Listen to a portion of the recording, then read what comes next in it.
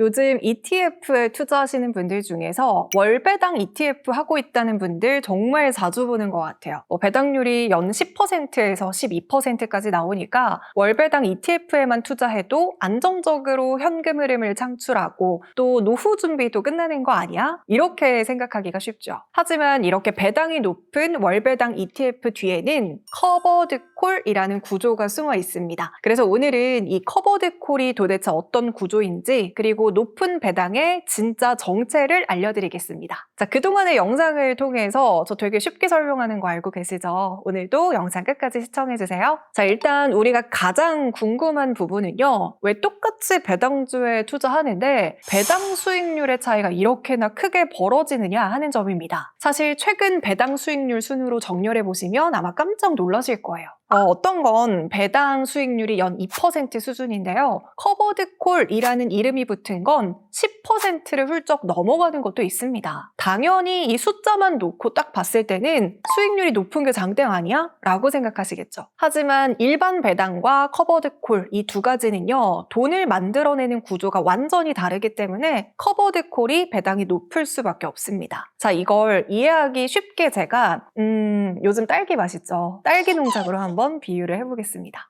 일반적인 배당 ETF는요. 우리가 딸기 농장에 투자를 해서 봄에 딸기가 아주 맛있게 탐스럽게 잘 열리면 그 수확물의 일부를 나눠 받는 것과 비슷합니다. 당연히 농사를 잘해서 맛있는 딸기가 많이 나오면 그 중에 일부를 주주들에게 고맙다고 나눠주는 보너스 같은 개념이라고 보시면 돼요.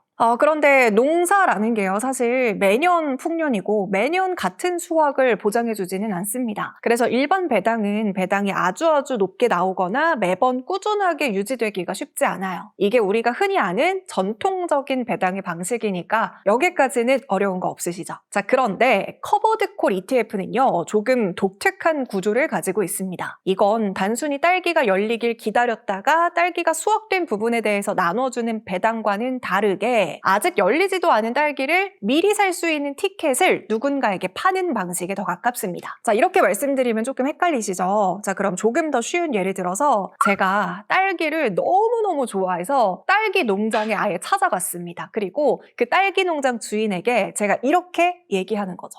제가 딸기를 진짜 너무 좋아해요. 그러니까 나중에 딸기 농사가 잘 되면 제가 이 딸기 한 바구니에 딱 10,000원에 살 수 있게 권리를 주세요. 그때 딸기가 20,000원이 된다고 하더라도 그래도 제가 미리 살 거니까 10,000원에 살 권리를 주세요. 이렇게 얘기를 하는 거죠. 자, 그러면 딸기 농장 주인이 고민을 합니다. 그러다가 이렇게 얘기를 해요.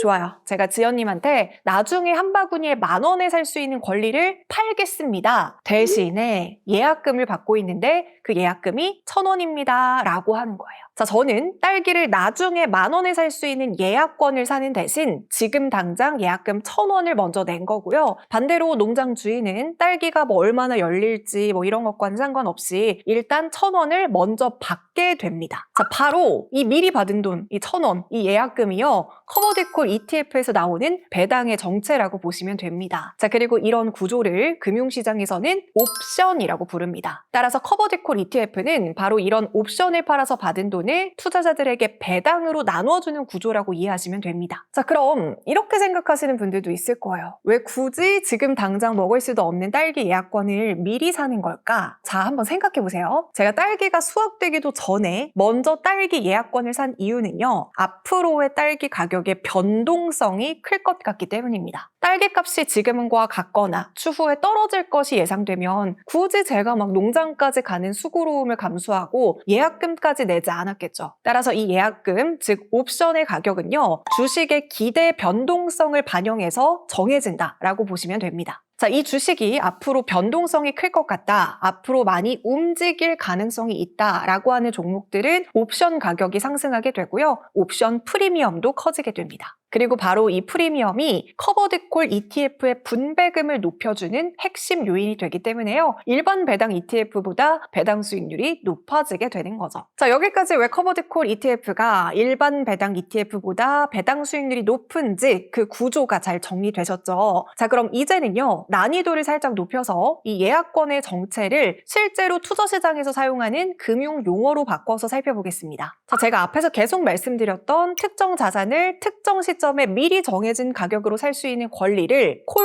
옵션이라고 합니다. 여기서 권리를 산 거기 때문에요. 추후에 그 권리를 행사할지 안 할지 이거는 그때 가서 결정하면 되는 거예요. 자, 이 개념을 조금 더 현실적인 예로 한번 설명을 해보겠습니다. 자, 예를 들어서 여러분이 지금 10억짜리 아파트를 가지고 있다고 가정을 해볼게요. 자, 그런데 어떤 사람이 와서 이렇게 제안을 합니다. 제가 지금 당장 1,000만 원을 드릴 테니까요. 한 달 뒤에 이 아파트 가격이 얼마가 되던지 간에 무조건 저에게 10억에 팔 수 있는 권리를 주세요. 자, 여기서 이 10억이라는 가격, 즉 우리가 미리 정해놓은 거래 가격을 전문 용어로는 행사 가격이라고 합니다. 만약에 이 계약이 성사되면 집주인인 저 입장에서는 당장 1,000만 원이라는 현금이 생기게 되죠. 이 돈이 바로 옵션 프리미엄입니다. 자, 그리고 그 사람이 저에게 1,000만 원이라는 옵션 프리미엄을 내밀면서까지 권리를 산 이유는 앞에서도 말씀드렸듯 앞으로 이 아파트 주변에 GTX가 뚫리고 백화점이 생기면서 가격이 오를 것으로 기대했기 때문인 거고요.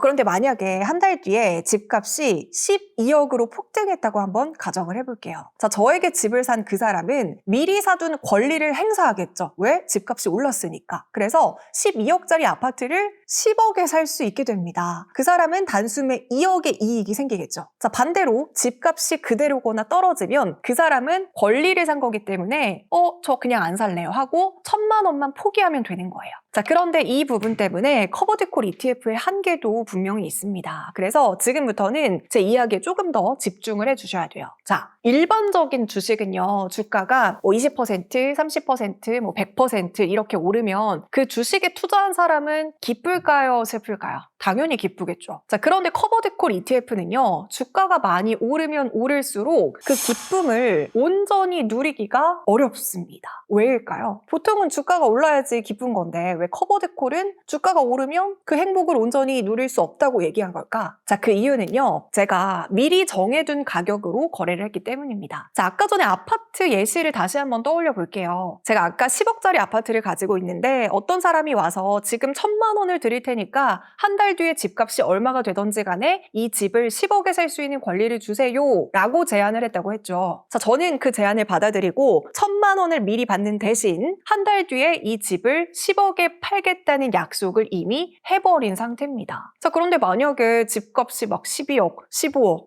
20억 막 이렇게까지 오르면 배가 아파요. 왜? 저는 이미 약속한 대로 10억의 집을 팔아야 되기 때문입니다. 즉, 집값 상승으로 생긴 추가 이익은 제가 포기하게 되는 거죠. 대신에 저는 처음에 받은 1,000만 원이라는 확실한 현금을 이미 확보했다고 보시면 됩니다. 자, 이걸 전문 용어로는 콜 매도라고 하고요. 바로 이것이 커버드콜 전략의 핵심 구조입니다. 주가가 크게 오르면 얻을 수 있는 추가 상승 이익의 일부를 포기하는 대신에 옵션 프리미엄이라는 확실한 현금을 먼저 받는 전략인 거죠. 그래서 커버드콜 ETF는 안정적인 현금 흐름을 만들어줄 수는 있지만 주가가 크게 상승하는 강한 상승장에서는 일반 주식이나 일반 ETF보다 수익률이 제한될 수 있다는 특징이 있습니다. 그래서 이런 특징이 있다는 이유로 요즘의 2세대, 3세대 커버드콜은 상승분을 어느 정도 이제 수용할 수 있는 커버드콜 상품들도 많이 나오고 있어요. 하지만 지금 1세대 커버드콜을 구조로 생각을 해본다면 특정 기술주나 성장주들이 미친 듯이 질주하는 장세에서는 누구는 50% 수익이 났다고 막 자랑을 하는데 1세대 커버드콜을 들고 있는 사람들에게는 배당금에 만족해야 되는 상황이 올 수도 있습니다. 따라서 커버드콜 ETF는 단순히 배당 수익률이 높다 이것만 보고 투자하기보다는 전략적으로 접근해야 되는 투자 방식입니다. 주가가 크게 오를지 내릴지 알 수 없는 시장에서 언젠가 터질 큰 수익을 기다리기보다는 이 옵션 프리미엄을 통해서 매달 일정한 현금 흐름을 확보하는 전략이라고 볼 수 있죠.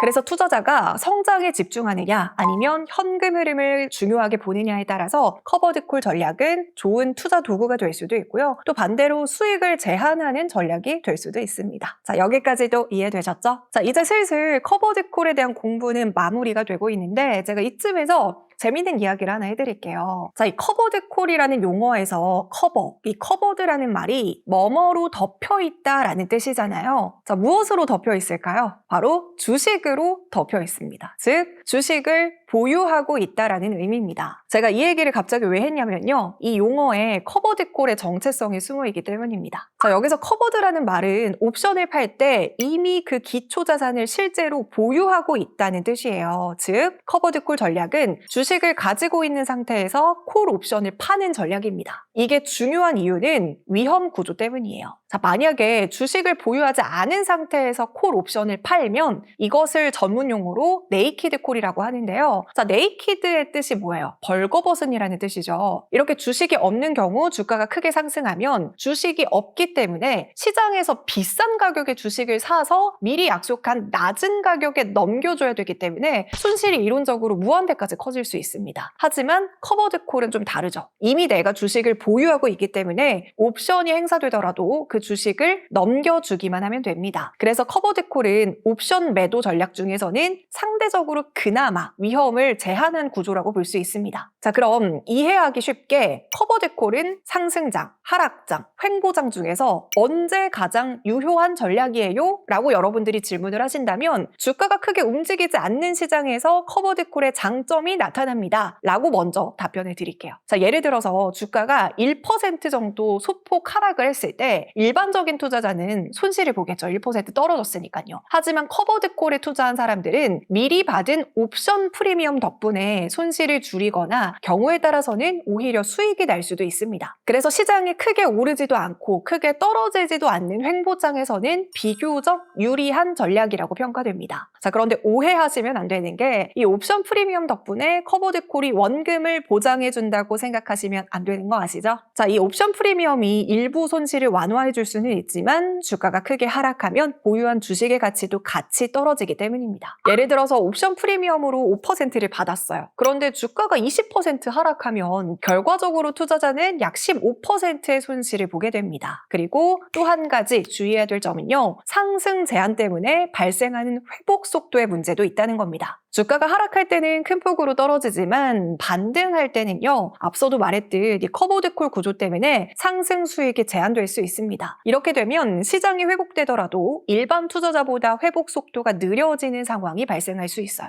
이를 흔히 계단식 하락 구조라고 설명을 하기도 하는데요.